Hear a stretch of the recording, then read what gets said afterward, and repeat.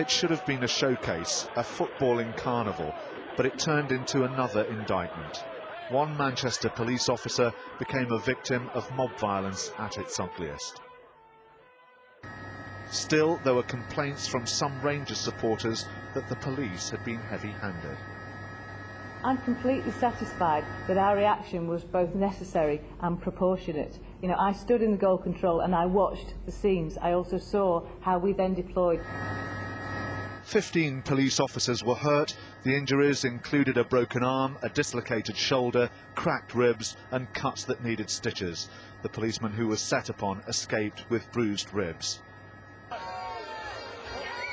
It had all started so well, with 150,000 Rangers fans pouring into a city that boasted a £25 million boost to its economy. Much of the money must have been spent on alcohol.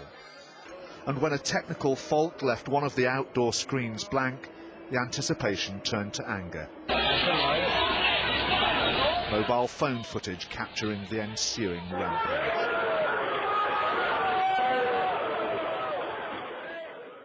This was the behaviour of a small number of yobs, and whether it's to do with a breakdown of the screen or whether it's to do with alcohol, that behaviour is not acceptable here, it's not acceptable anywhere else. And if we're going to put blame on anybody, you put blame on those people for their behaviour. They have to take responsibility.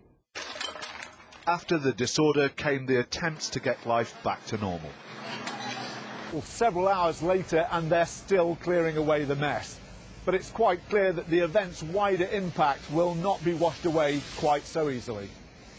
Among the overwhelming majority of well-behaved fans, there was a sense of shame by association. Seen one guy get smashed over the face with a ball. It was more just idiots, really. A couple of idiots just started fighting, and then people were getting fed up and they started throwing bottles and stuff. Many of the people who are involved probably don't attend Rangers games.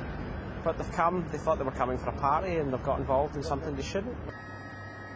The North West will certainly remember Rangers, but perhaps not in the way the Scots would have wished. Mike McCarthy, Sky News, Manchester.